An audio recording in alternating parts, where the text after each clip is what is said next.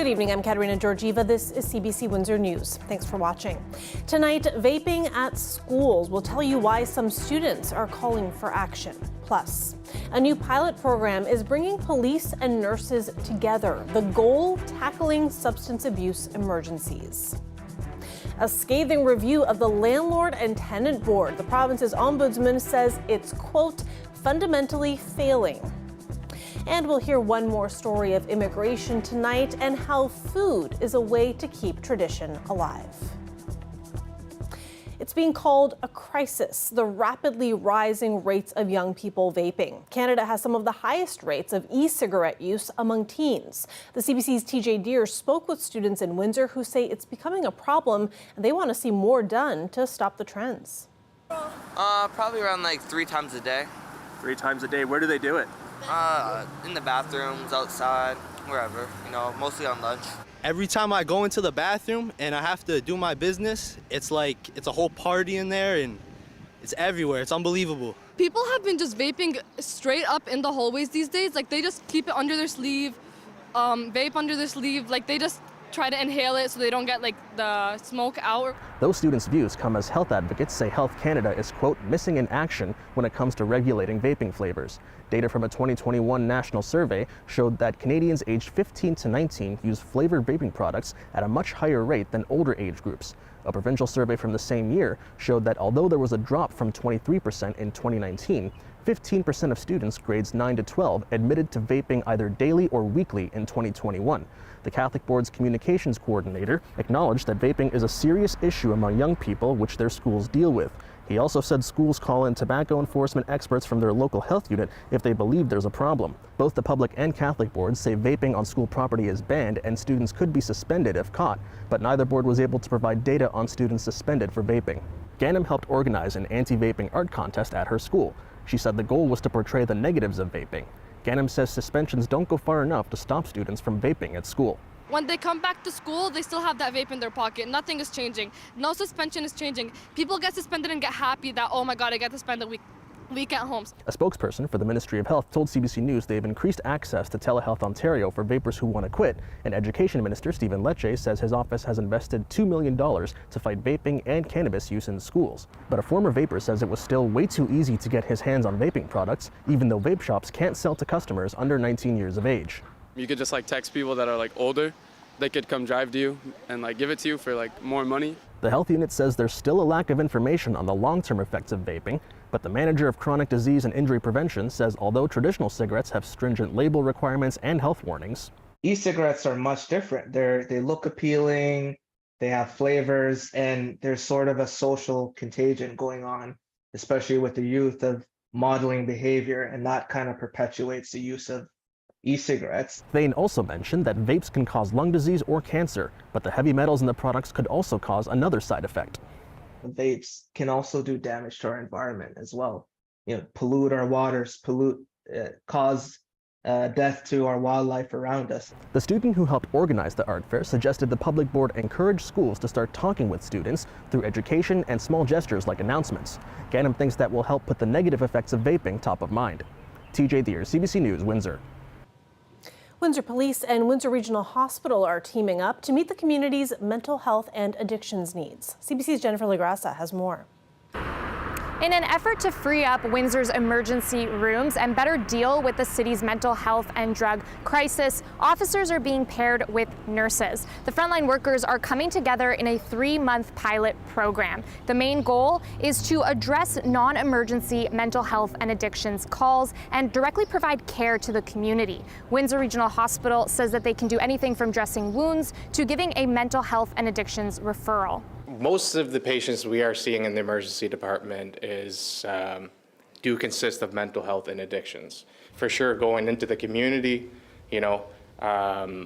that's where, a patient sometimes is most comfortable too. Windsor Police say they also realized, based on the need, that they had to dedicate more resources to this and hope having a nurse on hand will help them better respond. As a police service, we want to be able to get to every priority 1 call, like a real emergency call. Where life is in danger, we want to get there as fast as we can, and we can't do that if we're hunkered down with a lot of other responsibilities. There is an expectation that police will attend all these things, and until that changes, and until the health industry restructures in a way that you don't need police, we absolutely have to be there to protect the people that are doing their job. But people dealing with mental health and addictions issues might not have a good relationship with police. Harm reduction organization Positive Pathways say they're hopeful about this program, but that police need to be mindful of how they respond. When police show up in uniform, it can be a little bit jarring, especially when, those who use substances are already feeling vulnerabilities for a number of ways. So it requires the officers being sensitive and remembering that across all populations, not just those who use substances, but also remembering that that means that there will regularly be the need for increased sensitivity. For now, the head of Windsor Regional Hospital says their staff and police are the only ones available, so it needs to start with them. Right now, we're the two that deal with this on a daily basis. And see this on a daily basis and deal with it in real time. The program will run Fridays, Saturdays, and Sundays, 11 a.m. to 11 p.m., and it starts next week. Police say they're funding this through a provincial grant. Jennifer LaGrassa, CBC News, Windsor. Ontario's tribunal that deals with rental housing disputes is putting thousands of tenants and landlords through excruciating delays. That's the word from the province's ombudsman in a new report. He says these delays are affecting people's lives. Our senior reporter at Queen's Park, Mike Crawley, has the story. Around 5 million Ontarians live in rental housing. When a landlord wants to evict a tenant or a tenant has to fight to get repairs done, they come to the Landlord and Tenant Board and then wait. We heard people going through horrible situations as a result of these delays. Today's Ombudsman's report describes eviction hearings getting delayed for months, putting small landlords on the brink of financial ruin, and tenants living in deplorable conditions because they couldn't get their case heard. This is not just statistics and bureaucratic backlogs that clog up filing cabinets. I mean, these have a real impact on people's lives. Paul Dubé says the Landlord and Tenant Board is fundamentally failing at doing its job in a timely way and says its problems predate COVID. This system badly needs an overhaul so that it can do what it is meant to do. A lot of the problems with the LTB have been blamed on the pandemic, and I think this report just lays that bare. That's just not true. How bad are things now? The backlog of cases has swollen to more than 38,000, and the typical hearing takes 8 months just to be scheduled. That means if you have a tenant that's living in your property, living in the basement and selling drugs, causing chaos, damaging the property, or even not paying rent, you cannot evict that tenant for at least 1 year. This is Kafkaesque bureaucracy, totally incompetent management, and by the looks of things, some bad political interference with the appointments process. Only Cabinet can appoint adjudicators to the Landlord and Tenant Board, and Premier Doug Ford's cabinet had left nearly half of those posts vacant before COVID hit. The government has now promised to boost the board's staffing, but it's far from clear when those wait times will start to shrink. Mike Crawley, CBC News, Toronto. People who attend Essex County Council meetings have new rules to follow. Politicians approved 3 new policies. There's now a visitor and trespassing policy. A code of conduct was also passed. It essentially gives staff and politicians a way to limit frivolous, vexatious, and unreasonable behavior. The changes passed unanimously. Similar rules are in place at other councils in Ontario. Part of the public conduct policy dealt with conspiracy theories. Bringing those theories to council could have resulted in restrictions against that person, but council voted unanimously to remove that language. Now, this decision comes after a meeting was cut short last month when hundreds attended council. Many there were concerned about the 15-minute cities idea, an urban planning concept that has been linked to conspiracy theories. Officials in the county say that is not something that's being considered. The Canada Revenue Agency's strike is over. A tentative deal was announced overnight. Workers returned to the job today. The wage terms largely reflect those agreed on in Monday's Public Service Alliance of Canada deal, centering on a 12.6% wage increase over 4 years. Union officials also say a process is being set up to address employee concerns around accessibility to telework. The union had been without an agreement since 2021. As questions grow over accusations of a plot by the Chinese government targeting Canadian MPs, Conservatives want to know why a Chinese diplomat who allegedly played a role is still in the country. Ottawa says it's assessing different options, but is urging caution because of potential consequences. Rafi Bujikanian reports. As the Foreign Affairs Minister appeared before committee, pleasantries were short-lived.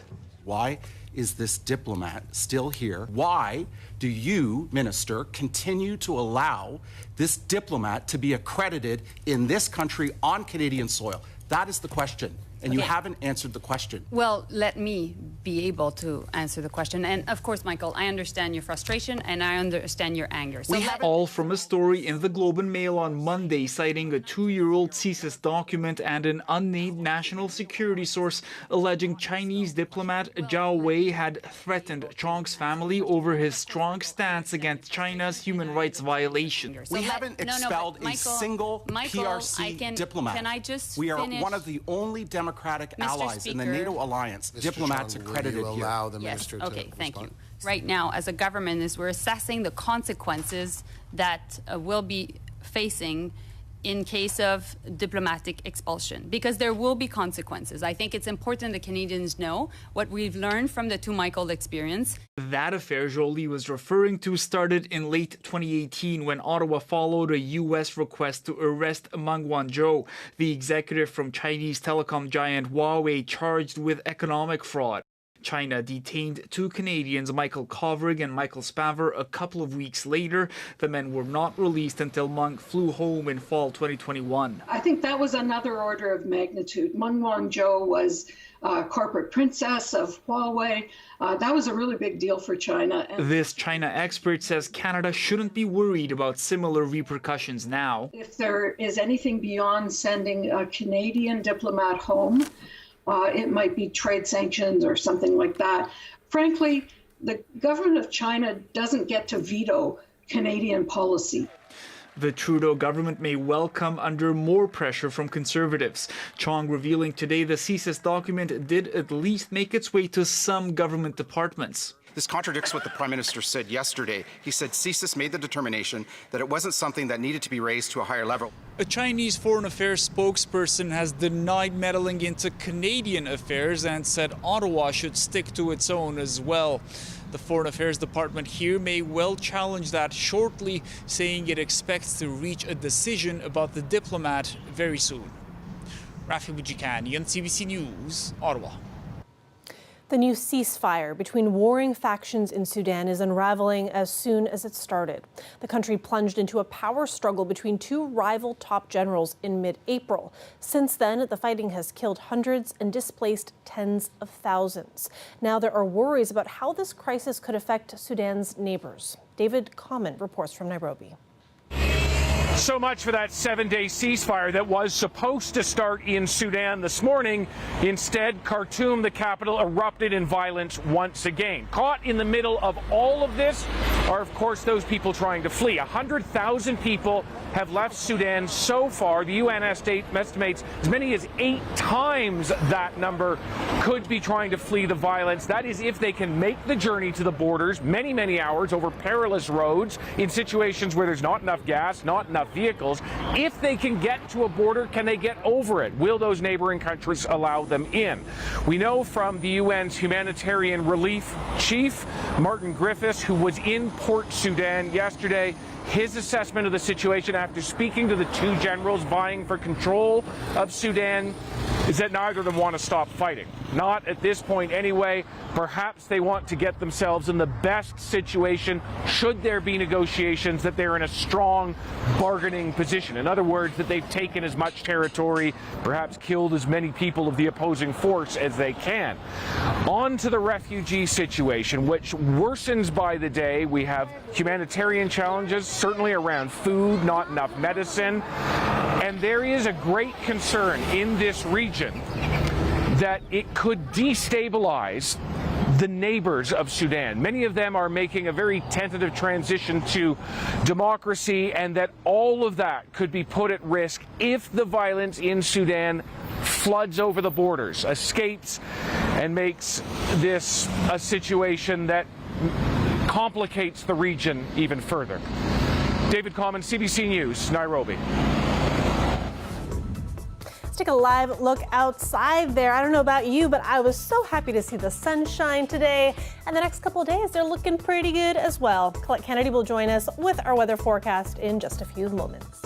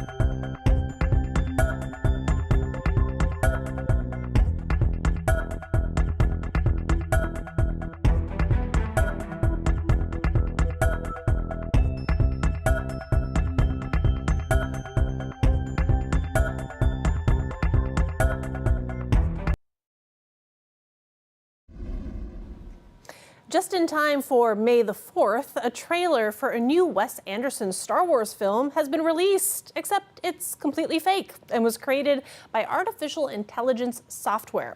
The video was posted online last week and has already racked up more than 1 million views. Windsor filmmaker Gavin Michael Booth joined Windsor Morning for a chat about the trailer. Have a look at the fake and the real implications. In a galaxy far, far away, prepare for a reboot like never before. This summer, Wes Anderson brings you a side of the Star Wars universe you've never seen before, the Galactic Menagerie. Join this ragtag crew of unlikely heroes as they navigate the absurdity of the cosmos, challenge the Empire, and redefine what it means to be a rebel. This trailer in particular has a lot of fans and filmmakers divided. Gavin, why do you think that's the case? I think we're all scared. I mean, like, honestly, like, I don't think I have a job in 10 years, 20 years at the maximum. Users will be able to just, like if you've tried ChatGPT or Midjourney, it's text prompts. You say, I tried. I said, write me a Care Bear versus Predator movie. Like, I was being cynical. It's the first time I used ChatGPT, but what it pumped out, this 4-page document, I was like, this sounds like a studio pitch that somebody walked into Netflix and tried to get this movie made. And I was like, oh, so writers are about to become obsolete, and then video and music. There's people creating like AI. Like, what if the Beatles played Teen Spirit? But it's not people like recording the music that AI wrote some sheet music for. It's the AI generating the sound of the instrument, the sound of the voices, the sound of the crowd listening at a concert, and and we're only in the infancy. So I think people will literally be able to sit down and say, I want a new Harry Potter movie where he teams up with Luke Skywalker, they go to the moon, and he has to ride a dragon in the third act, and it's got to be 42 minutes long because that's how long my train ride to work is or whatever. And like that sounds a little like Black Mirror and absurdist, but I really believe it'll be there and look photorealistic, that we won't really be able to tell the difference. If it ever comes to a moment where somebody's AI created something that's like derivative of something that I've made, maybe that's the minute the fear will kick in. Like for somebody like George Lucas, I know he's retired now, or Wes Anderson, when you see it and they're presented with it, maybe that's the moment that you're like, oh, wait a minute, I could act like my job and what I do could be now threatened.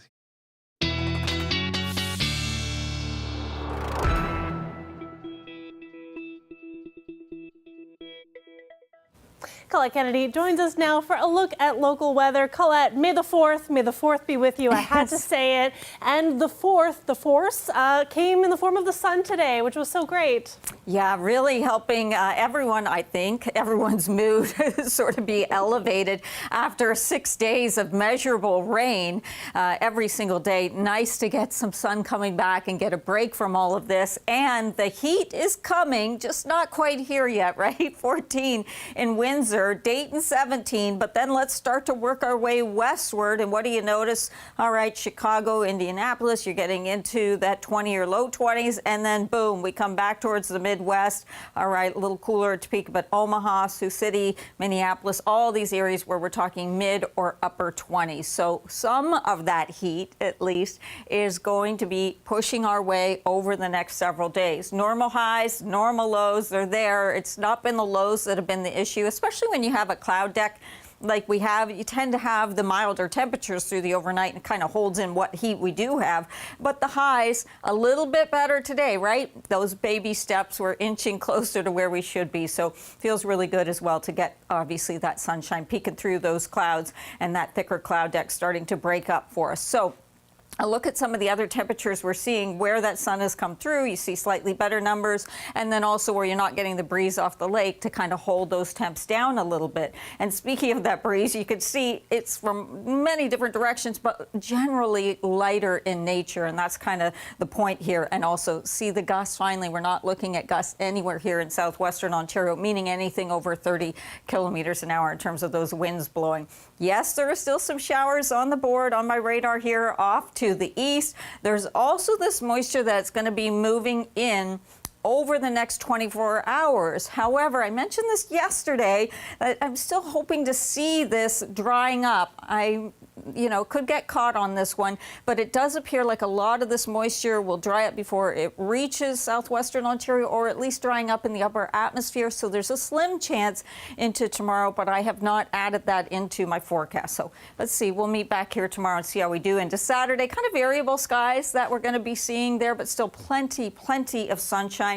Overnight temperatures, because of the clearer skies, maybe a little bit of patchy fog, so do be aware if you're going to be out early tomorrow morning that some visibility reduced in certain spots there. But otherwise, those temperatures, Chatham-Kent 1, Sarnia 2, 3, some cooler numbers for us, certainly cooler than it was this morning.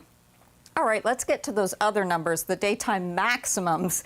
18 for Friday, Saturday, those variable clouds, 19. Yes, I get into a chance of showers Sunday and Monday, and you'll notice I put a thunderstorm in there too. Actually, both days there's a risk that we could see some embedded thunderstorm or thunderstorm activity in there. But what's nice is that this run of temperatures back closer to seasonal, or if anything, Katarina, there a little bit above. There we go. I love to see it. Thank you so much for that, Colette. You're welcome. When we come back, our third story of the week around how to keep traditions alive after moving here from a different country. Stay with us.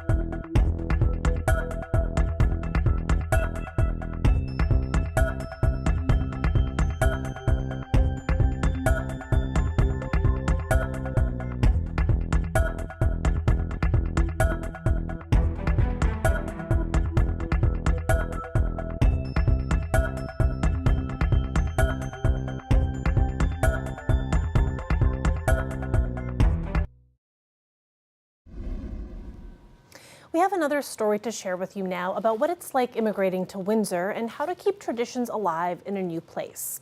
Tonight, I want you to meet Alana Odowe. She grew up between England and Ghana and came to Canada 15 years ago. She first arrived in Windsor as an international student at the university. Here's what that was like for her. Everything was new. Obviously, it was.